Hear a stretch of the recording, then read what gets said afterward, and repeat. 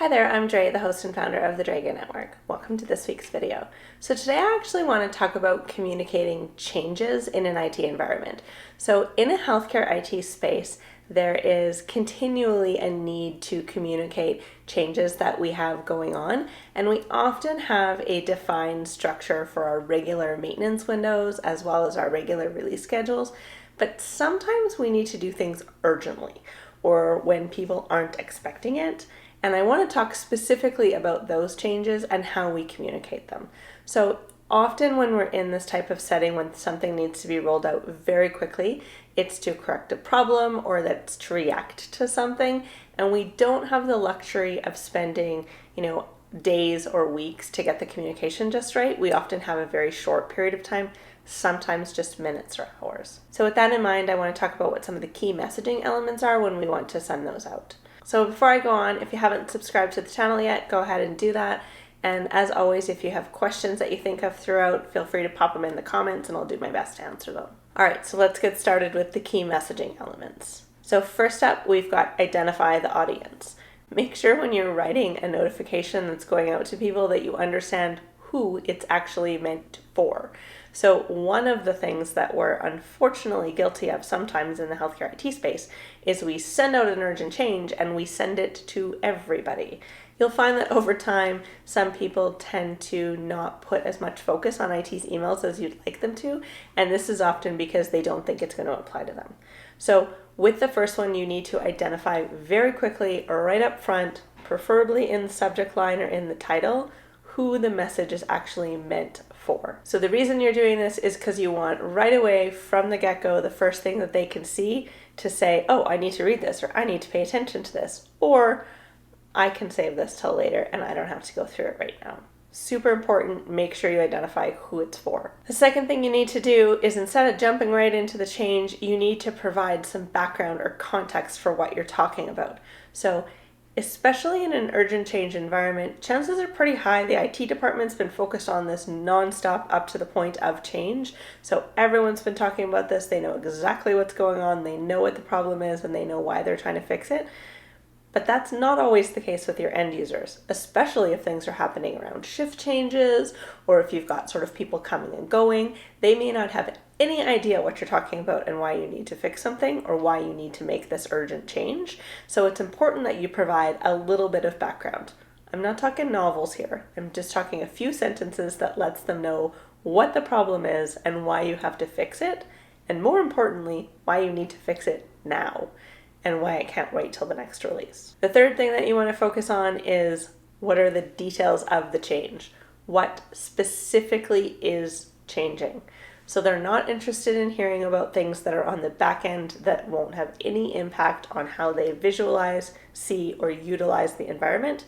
They are interested in knowing what is going to change for them. What are they going to see different? What do they need to do differently? And how is it going to impact their day-to-day lives? Or is it?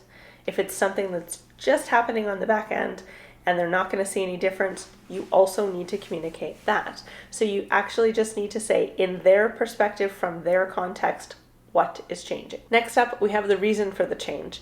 Again, I mentioned earlier when we're talking about the background, you need to provide a little bit of context for it, and you need to help them understand what it is that we're doing and why. So this reason for the change is, why do I have to do it now? Why does it have to be done immediately? Why am I giving you very little notice? And why am I having this change occur off cycle? So why is this being urgently done? What is the impact if it's not done urgently? So some of these are very obvious and they can understand, especially if systems are not working correctly or they've gone to downtime, but some of them may not be as obvious as you might think. So communicating these details is very important for the end users to understand, and it sort of just reiterates and reinforces the information that you had in that background section. The next thing that you want to make sure you include is the timeline. When is it happening? And when specifically is it happening? Is it going to happen on their shift? Is it going to happen tomorrow? Is it going to happen in 5 minutes? Is it going to happen over a period of time? Are there certain things that are going to have to be done differently for X period? Anything to do with the time needs to be communicated. And you need to keep in mind when you're communicating these urgent changes, depending on the time frame that it's going to happen, you also may need to change the medium that you're going to communicate. So sending out an email, for example, is not going to be very effective if the change is going to happen in under 30 minutes. Because chances of your end users, the clinicians and administrators, actually logging into their emails, going through things, reading and understanding the change within that 30-minute period are pretty slim. So you may be looking at things such as pop-ups that come up on the screen that direct them to more information. You may have flyers that are going to be distributed. There may be a couple of different things. You might have notices that can banner across your internet. You may be able to communicate through key people that are on the floor or out in the end user community, but keep that in mind. And when you're communicating what the time frame is, try to be as specific as possible. So just think of all the times when you need to have a service person come to your house and fix something, and they give you a window of time.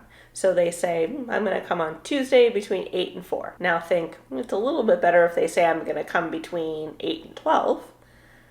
A whole lot better if it's between 10 and 12.